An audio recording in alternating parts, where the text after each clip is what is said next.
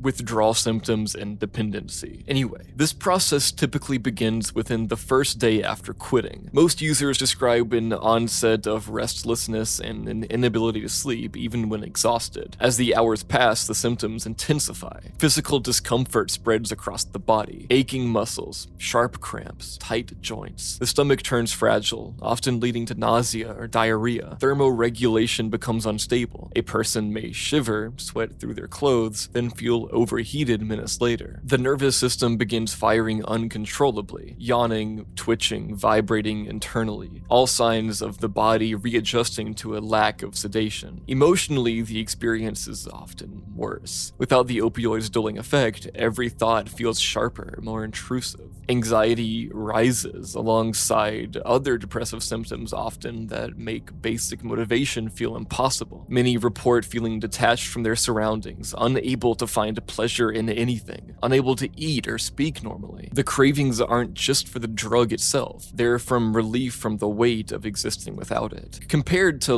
heroin, withdrawal from lean can seem milder in its acute phase. There are fewer cases of vomiting or full physical collapse, but the emotional drag is often longer. The presence of promethazine, with its longer half-life and dissociative effects, seems to extend the withdrawal window. Instead of crashing hard and recovering fast, lean users tend to plateau in a prolonged low, not violently sick, but drained, emotionally blank, and mentally frayed. Some describe this as a kind of gray zone, not in agony but depressed and unable to feel anything else. In contrast to benzos, withdrawal from lean is less physically dangerous. It won't trigger seizures or death from cessation alone, but it shares one of the most dangerous qualities of benzo withdrawal. It convinces users they aren't addicted until they stop. The tolerance creeps in so gradually, and the substance is consumed in such casual rituals that many users genuinely believe they can quit anytime until they try. By then, the body has learned to need the substance in order to relax, sleep, and even focus. Because lean is sipped slowly and often consumed in social or creative settings, the attachment goes beyond chemistry. The double cup, the flavor, the sound of slowed music, all of it becomes part of the mental ritual. This makes withdrawal as much a psychological battle as a physical one. Even after the worst symptoms fade, many users find themselves triggered by familiar visuals, sounds, or environments. Emotional cravings can linger for weeks. The sense of boredom or emptiness after quitting is not just a reflection of reality. It's the brain readjusting to a world without that constant suppression. And the danger is not in the pain of withdrawal, or not just at least, but it's in how easily that withdrawal pushes people back into use. Most lean users don't relapse for a high, they relapse because they're tired of feeling hollow. Recovery is possible, but it takes more than just time. Addiction to lean is rarely treated with urgency by the medical system. It doesn't carry the same visibility as pill addiction or injection-based opioid use, but it follows the same pattern: tolerance, dependence, withdrawal, relapse. And for those who stay in it too long, the exit ramp only gets harder to reach. Capitalism has a way of reframing self-destruction as authenticity. Lean doesn't just make you slow, it makes you sad, real, broken, mysterious. That's the persona that sells. Influencers emulate the look, artists mimic the tone, and the language of addiction becomes a marketing pitch. The emptiness, the hopelessness, the nodding off on camera, it all gets reinterpreted as aesthetic, as mood. Meanwhile, the actual consequences get buried under stylized tributes and purple-drenched fan edits. But I want to say right here that I don't want this to sound at all like I'm critiquing or criticizing people who drink lean or the awful cases of death because of it. It's part of a culture for sure, and I don't want to take away from that or criticize that at all. I'm just here to talk about the science-based reality of it and to warn people, you know? The world is the way it is and things are dangerous, and I just think it's interesting, and I obviously love the culture. This video is informative and educational, and I'm not trying to make any kind of point other than a warning that, you know, maybe you shouldn't do a drug that makes you physically dependent on it and then makes you literally depressed if you ever stop. Anyway, the most disturbing part isn't that lean kills, it's that people are making money off of that fact. The cycle is self-reinforcing. Sip, post, crash, tribute, profit. It looks chill until it doesn't, and even then it looks chill in hindsight. Death only adds to the mystique. Lean looks soft. It looks slow. It looks beautiful. The double cup, the purple tint, the sleepy beats.